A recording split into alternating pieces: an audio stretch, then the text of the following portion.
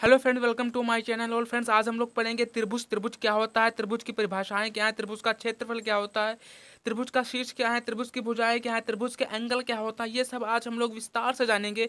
तो आइए स्टार्ट करते हैं और जानते हैं त्रिभुज क्या होता है। परिभाषा: वह आकृति जो तीनों भुजाओं से परिबद्ध घिरी हुई हो त्रिभुज कहलाती है। आपने अच्छी तरीके से पढ़ लिया होगा, वह आकृति जो तीनों भुजाओं से परिबद्ध घिरी हुई हो त्रिभुज कहलाती है। और ये त्रिभुज आपका सामने बना हुआ है। इसमें तीन भुजाएं हैं और ये जो आकृति जो तीनों भुजाओं से बनाई गई है, ये तीनों भुजाओं से घिरी हुई हो, यानी कहीं से खुला ना हो। तो इस प्रकार जो बंद आकृति बनेगी वह हमारा त्रिभुज कहलाएगी। और मैं आपको बता दूं, यहाँ जो दो भुजाएं जिस बिंदु पर मिल रही हैं वो त्रिभुज के शीर्ष होते हैं। इनको हम ए, बी और सी इस तरीके से कोई भी नाम दे सकते हैं। ये जो ए बी सी है ये त्रिभुज के शीर्ष हैं। शीर्ष उनको कहते हैं जहाँ पास त्रिभुज की दो भुजाएं आपस में मिलती हैं। और मैं आपको बता देता हूँ त्रिभुज के एंगल क्या होंगे। तो त्रिभुज के एंगल का मतलब एंगल की परिभाषा वो होती है वह आकृति जो दो रेखाओं से घिरी हुई हो त्रिभुज यानी एंगल कहलाती है। जैसे यहाँ पर दो रेखाएं, तो यहाँ पास ये जो बनेगा ये हमारा एंगल बनेगा। यहाँ पास ये दो भुजाएं हैं, इन दो भुजाओं से आकृति घिरी हुई है, तो ये भी हमारा एंगल बन जाएगा। और इस तरीके से ये भी हमारा एंगल बनेगा। और जब आप त्रिभुज नियम पढ़ेंगे तो उसमें होता यह है कि जो त्रिभुज का जो शीर्ष होता है, त्रिभुज का जो एंगल होता है वो कैपिटल लेटर से, और त्रिभुज की जो भुजा होती है उसके सम्मुख जो भुजा होती है वो स्मॉल लेटर से रिप्रेजेंट की जाती है। इस प्रकार ये जो त्रिभुज का शीर्ष है, त्रिभुज के शीर्ष की जो सम्मुख भुजा होगी ये ए हो जाएगी। ये सी है शीर्ष, इसके सम्मुख भुजा जो हो जाएगी वो स्मॉल सी हो जाएगी। ये बी है शीर्ष, इसके सम्मुख जो भुजा होगी वो स्मॉल बी हो जाएगी। तो यहाँ पर जो ए बी सी है ये त्रिभुज की भुजाएं हैं, और जो capital letter A B C है ये त्रिभुज के एंगल है। ध्यान रखिएगा इस तरीके से।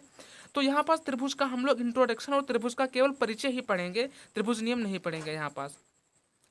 तो अब हमने बता दिया आपको त्रिभुज के शीर्ष। तो त्रिभुज के जो शीर्ष हैं, जो ए बी सी हैं, ये त्रिभुज के हमारे शीर्ष हैं। ए बी सी ये त्रिभुज के शीर्ष हो जाते हैं। जो त्रिभुज की जो भुजाएं हैं, तो उसमें त्रिभुज में भुजा तीन हैं। कौन कौन सी? ए बी सी और ए बी। तो इसमें जो भुजा हो जाएगी वो हो जाएगी ए सी, फिर हो जाएगी बी सी और फिर हो जाएगी ए बी। ये त्रिभुज की भुजाएं हैं। हम ए बी सी भी त्रिभुज की भुजा लिख सकते हैं, उसमें कोई दिक्कत नहीं है। अब त्रिभुज के एंगल क्या होते हैं, तो हमने बताया जो एंगल की जो परिभाषा होती है वो ये होती है कि दो भुजाओं से घिरी हुई आकृति को एंगल कहते हैं या कोण कहते हैं।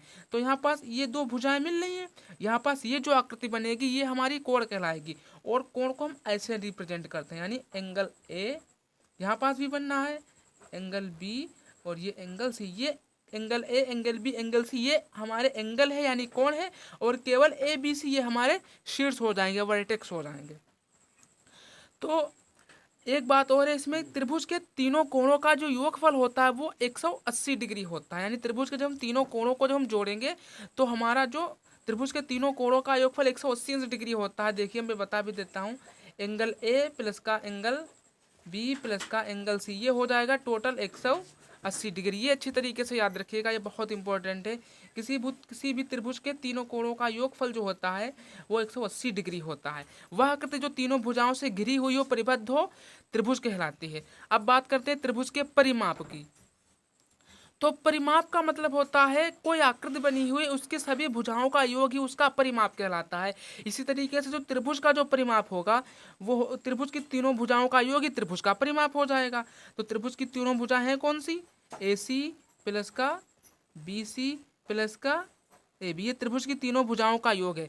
त्रिभुज कई प्रकार के होते हैं और हर त्रिभुज का परिमाप अलग अलग होता है। यहाँ हम केवल त्रिभुज का आपको केवल परिचय करा रहे हैं। इस हिसाब से त्रिभुज की जो तीनों भुजाओं का योग होगा वो त्रिभुज का परिमाप होगा। उसके बाद बात करेंगे त्रिभुज के क्षेत्रफल की। तो मैंने कहा ना, त्रिभुज कई प्रकार के होते हैं। त्रिभुज को बेसिकली दो भागों में बांटा गया, एक भुजाओं के आधार पर, एक कोण के आधार पर। अब हर त्रिभुज की परिभाषा अलग होगी, हर त्रिभुज का परिमाप अलग होगा, हर त्रिभुज का क्षेत्रफल अलग होगा। लेकिन एक सामान्य त्रिभुज अगर जो आपको मिल जाए तो सामान्य त्रिभुज का जो क्षेत्रफल होता है वो होता है 1/2 आधार गुणे ऊंचाई। तो आधार इसमें BC को मान लेंगे और इसके सम्मुख ये जो भुजा खींची जाएगी, ये लंब खींची जाएगी, इसको हम ऊंचाई भी कहते हैं। जब इसकी आधार ऊंचाई की जब हम गुणा कराकर उसकी 2 से भाग कर देंगे तो त्रिभुज का क्षेत्रफल निकल आएगा। इस प्रकार त्रिभुज का जो क्षेत्रफल होगा वो होगा आधार गुणे ऊंचाई, और इसको हम जब 2 से भाग कर देंगे इस तरीके से तो त्रिभुज का क्षेत्रफल मिल जाएगा। इसको हम इस तरीके से भी लिख सकते हैं, 1/2, आधार हमारा है BC, और यहाँ पर जब हम डालेंगे इसको हम D मान लेते हैं, इसको हम D मान लेते हैं, तो ये हो जाएगा हमारा AD। ये त्रिभुज का क्षेत्रफल हो गया। अब बात करते हैं त्रिभुज का वर्गीकरण। तो त्रिभुज का वर्गीकरण मैंने आपको बता दिया था अभी कि त्रिभुज का बेसिकली जो वर्गीकरण किया गया है वो केवल 2 भागों में किया गया है। नंबर 1 भुजाओं के आधार पर, नंबर 2 कोण के आधार पर। तो भुजाओं के आधार पर समबाहु त्रिभुज, समद्विबाहु त्रिभुज, विषमबाहु त्रिभुज होते हैं। कोण के आधार पर जो होता है समकोण त्रिभुज होता है, न्यून कोण त्रिभुज होता है, अधिक कोण त्रिभुज होता है। तो ये अब हम सब लोग इसके बारे में विस्तार से चर्चा करेंगे, लेकिन इससे पहले मैं आपको त्रिभुज के प्रॉपर्टीज क्या होती है ये भी मैं आपको इससे अगले वाले पार्ट में पढ़ा दूंगा। तो ये त्रिभुज का इंट्रोडक्शन था, केवल इंट्रोडक्शन था। उम्मीद करता हूँ आपको अच्छी तरीके से सब कुछ समझ में आ गया होगा। ये जो आकृति बनी हुई है त्रिभुज बनी हुई है, ABC त्रिभुज के शीर्ष होंगे, और जब हम अंदर की ओर लेंगे तो ये हमारे कोण हो जाएंगे, AB BC CA ये हमारी भुजा हो जाएगी। और एक चीज अच्छी तरीके से याद रखिएगा, किसी भी त्रिभुज के त्रिभुज कोई भी हो, चाहे कोई भी त्रिभुज हो, त्रिभुज के तीनों कोणों का जो योगफल होता है वो 180 डिग्री होगा, ध्यान रखिएगा हमेशा। अब त्रिभुज के परिमाप की बात करते हैं तो कोई भी आकृति बनी हो उसके सभी भुजाओं का योग ही उसी का परिमाप होगा।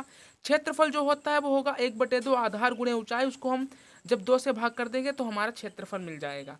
तो ये था त्रिभुज का कंप्लीट इंट्रोडक्शन। उम्मीद करते हैं आपको अच्छी तरीके से समझ में आ गया होगा। फ्रेंड्स, अगर जो आपको वीडियो पसंद आई तो वीडियो को लाइक करो, चैनल को सब्सक्राइब करें। Thanks for watching this video.